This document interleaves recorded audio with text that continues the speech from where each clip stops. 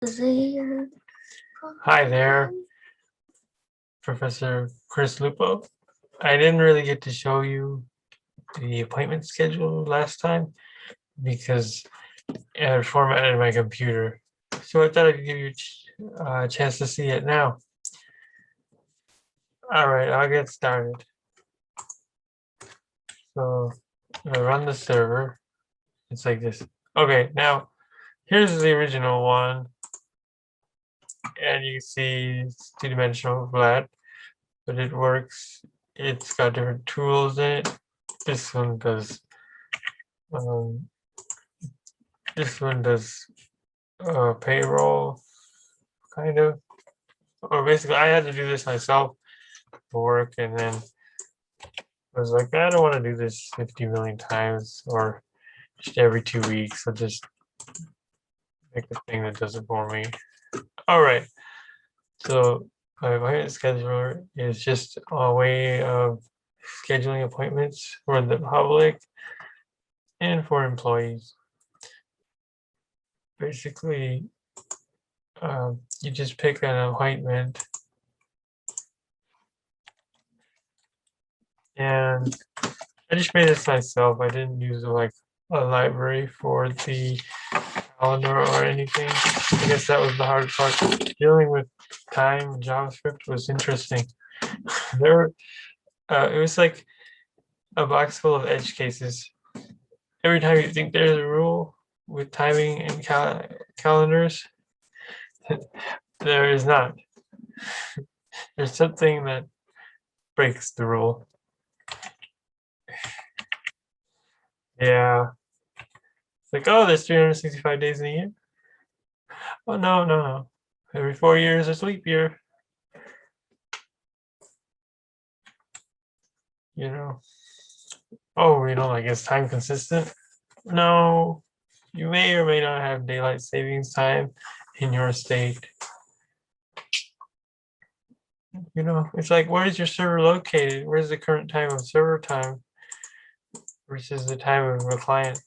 It's like if your server is like a virtual spot server, like spot instance, it could be anywhere. I mean, global time kind of helps, but if you do everything in global time, if you're in a different state and you view it, it'll show the time, like their time, about what our time would be. And that might not be what you want. Like, I want to schedule a 4 o'clock appointment, and I go across the border, and my appointment's a 5 o'clock appointment. Now, that's not what I want. I want to be a 4 o'clock, no matter what state you're in. You have to fight the system in order to get that to happen, because it's just built to be globally configured. Oh, that's my son. He's playing around. Sorry about that. Anyways, so I schedule the appointment. If you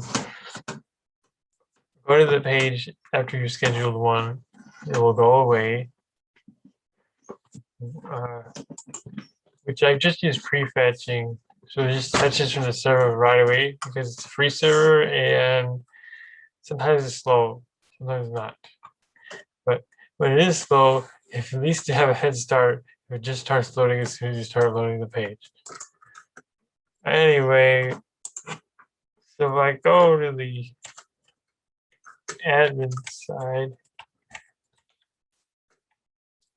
I have to see if I scheduled it or not. Because it does have a timeout of like 70, 80 seconds or something. 75 seconds. Okay, it did not schedule it. Maybe I didn't schedule it. I thought I scheduled it. Did I schedule it, everyone? What? The appointment? No, I don't think so. Okay. I don't think so.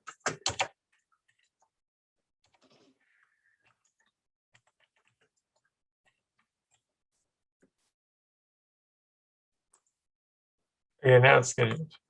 So go back. If I go to the page now, it should be gone.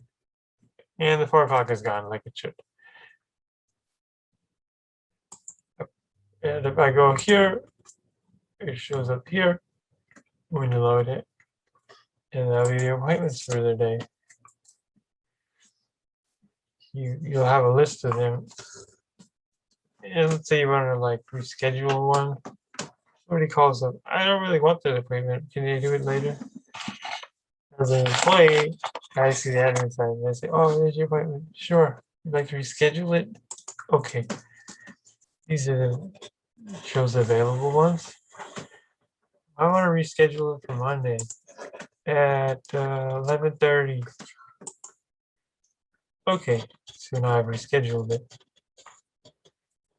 And go back, and it's there. My appointments are now on. It's 11:30, right? And let's see, that's 11:30 Monday, May 17th. It should be gone. 11:30 is gone. See, it's taken. There's database. It goes back and forth. Anyways, that's not terribly interesting. He calls it cancel. Okay, it's gone. Now, what I was saying was 3D interfaces. I'm trying to build a 3D interface for it. So I started with like just building 3D objects, like 3D, like little 3D graphics engine pieces that fit into a two-dimensional thing. Like in this case, it was buttons. So I just put like a tiny canvas view where it was a 3D engine inside of it as sort of a way to have 3D elements inside of a two-dimensional web page. And like this is what I came up with. See, so like it just is a 3D text inside there. And it's lighting effects moving back and forth. Each button has its own little graphics engine or processing. So that's just what I started with. Anyway, and then the lights just go back and forth, but that was just the initial thing. And then I said, you need the whole thing in one engine. I don't need a bunch of canvases. They really should be in one canvas. The whole thing should be rendered as one 3D piece. And you put the things in there. Just like a video game or something, you know. So I started working on my 3D website, like complete 3D. I like to call it 3D native because I think someday 3D will be native and 2D will be just some backward compatibility or something that will just be rendered just like the others to match. Okay, and this is what I came up with so far. I'm just transferring over, but so I use these 3D models in there, and some of them I made, some I just downloaded, like that were open source and available for commercial and stuff. I modified it though, of course, changed a few things like rounding and things, just make it my own, you know, for this. And that's what I just bought, just pay for somewhere like $15 or something for a model, 10 or 15, if it's good. So I've just been working on it. This is one scene, and one scene will represent like one page, or in a traditional web page. And so basically, I'm gonna have to render them and switch scenes between different parts. There's another way where you can remove each thing and add them back, and but it's much cleaner if you just have a scene. When you're done with it, we'll switch to the other one. When you're done with that one and you go back, you'll switch back to the other scene. Each scene has bunches of things, lots and lots of things, like each model, text, so forth, action for each model. Anyway, right now I got the mouse overs working. In this case, it just makes text bigger or changes colors, or you know. So they change when you mouse over, which is just like bounding boxes and stuff. So I guess it's inside and outside.